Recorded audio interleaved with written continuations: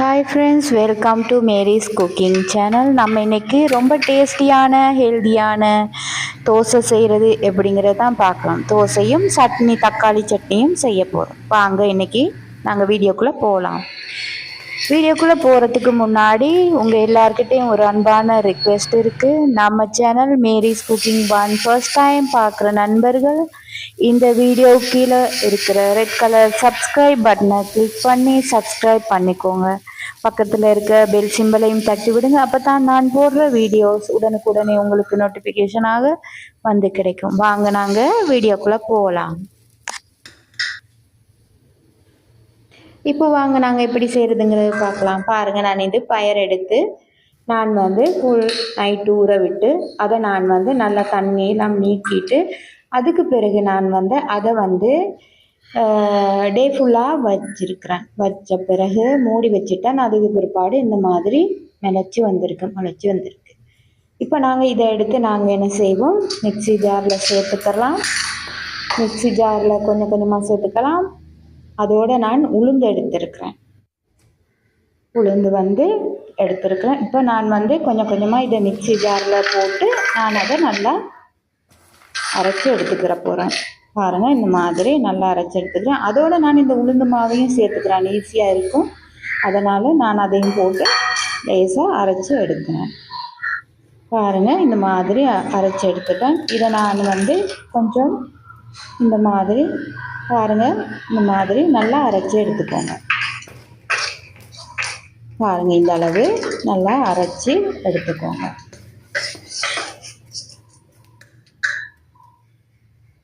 இது உடம்புக்கு குளிர்ச்சியை தருது. பயறு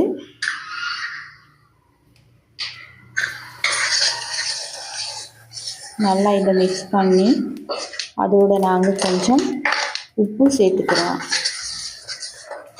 உப்பு சேர்த்து நல்லா மிக்ஸ் பண்ணிக்கிறேன். நான் வேறு எதுவுமே சேர்க்கலை, உப்பு சேர்த்து நான் இதை உளுந்து மாவு பயிறு மாவு உப்பு சேர்த்து மிக்ஸ் பண்ணி எடுத்து வைக்க போகிறேன். இப்போ நாங்கள் தக்காளி சட்னி செய்கிறதுக்கு வெங்காயம் எடுத்திருக்கேன். பெரிய வெங்காயம் 2, வெள்ளைப்பூடு, பச்சை மிளகாய் எடுத்திருக்கேன், கறிவேப்பிலை எடுத்திருக்கேன். இப்போ நாங்கள் இதை கொஞ்சம் எண்ணெய் விட்டு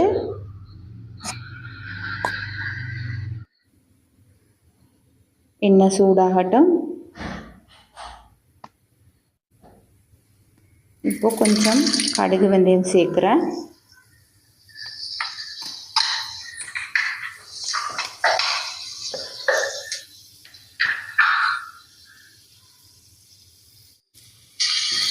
அதோட பச்சை மிளகாயை சேர்க்குறேன்.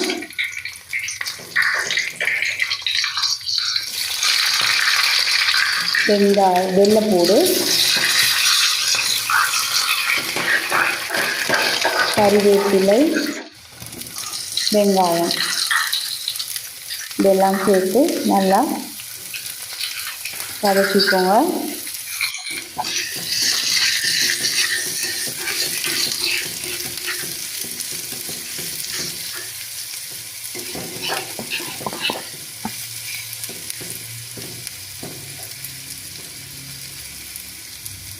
கொஞ்சம் நல்லா வதங்கட்டும்.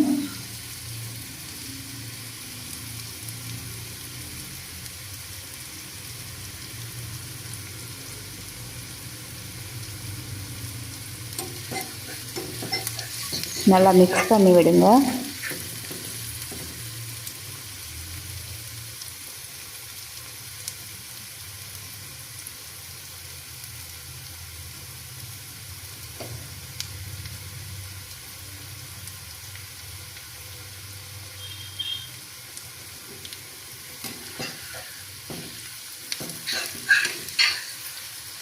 அதோடு நாங்கள் இப்போ தக்காளியை சேர்த்துடலாம்.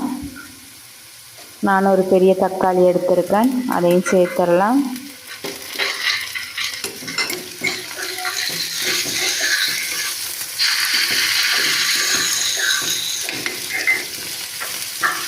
நல்லா தக்காளியையும் மிக்ஸ் பண்ணிவிட்டு நல்லா மிக்ஸ் பண்ணி விடணும்.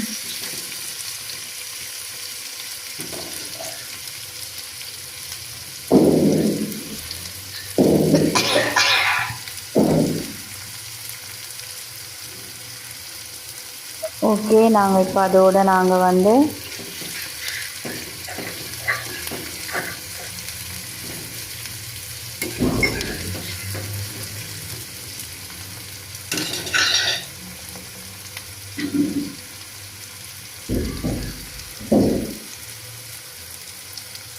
மஞ்சள் தூள் 1/4 கரண்டி,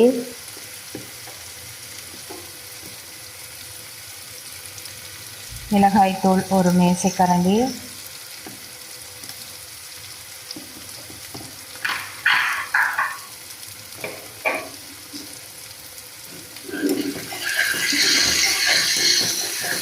நல்லா மிக்ஸ் பண்ணிக்கோங்க.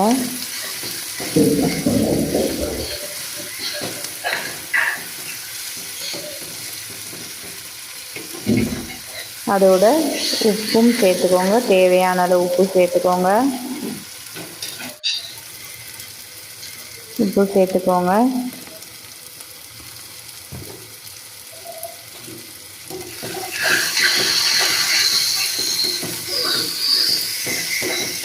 நல்லா வதங்க விடுங்க எண்ணெயிலே.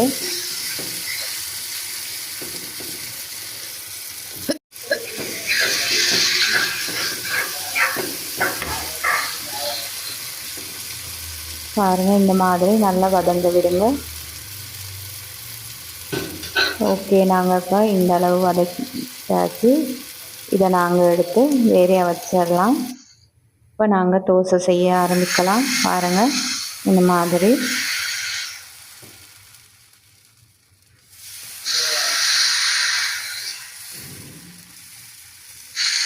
பாருங்கள், இந்த மாதிரி தோசையை போட்டுடலாம்.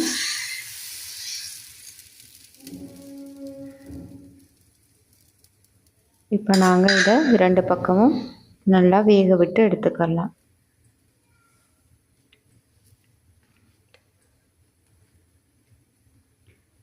பயறு மாவு வந்து உடம்புக்கு நல்லது, குளிர்ச்சியை தரும்,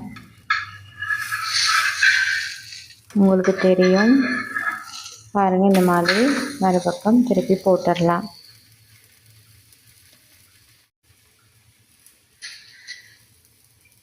இந்த மாதிரி டேஸ்டியான தோசை, ஹெல்தியான தோசை நீங்களும் செய்து பிள்ளைகளுக்கு கொடுத்து பாருங்கள்.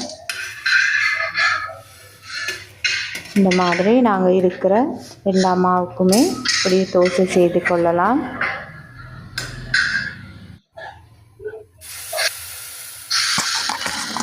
பாருங்கள், இந்த மாதிரி எல்லா மாவுக்குள்ளேயும் செய்து கொள்ளுங்க தோசையை. ஓகே, இந்த மாதிரி ஹெல்தியான தோசையை செய்து பிள்ளைகளுக்கு கொடுக்கலாம். பயறு சாப்பிட விருப்பம் இல்லாத பிள்ளைகள் கூட இந்த மாதிரி செய்து கொடுத்தீங்கன்னா விரும்பி சாப்பிடுவாங்க. இந்த மாதிரி செய்து நீங்களும் கட்டாயமாக வீட்டில் செய்து பாருங்கள். இந்த மாதிரி டேஸ்ட் எப்படி இருந்ததுன்னு செய்து பாருங்கள். ஓகே, நான் எல்லா மாவுக்கும் தோசை செய்து முடிஞ்சது. பாருங்கள், நான் இப்போது சட்னியை அரைச்சி கொள்ளணும் தானே, அதை நான் அரைச்சி கொள்ள போகிறேன். வாங்கோ. ஓகே, பாருங்கள், சட்னியும் ரெடி ஆகிட்டு, தோசையும் ரெடி ஆகிட்டு, இனி சாப்பிட வேண்டியது தான். நீங்களும் இந்த மாதிரி செய்து பார்த்துட்டு கமெண்ட் பாக்ஸில் கமெண்ட் ஒன்று பண்ணுங்கள் எப்படி இருந்ததுன்னு. இது வந்து மிக உகந்தது காலை உணவுக்கு, நைட் உணவுக்கு. இது நல்லா இருக்கும், செய்து பாருங்கள்.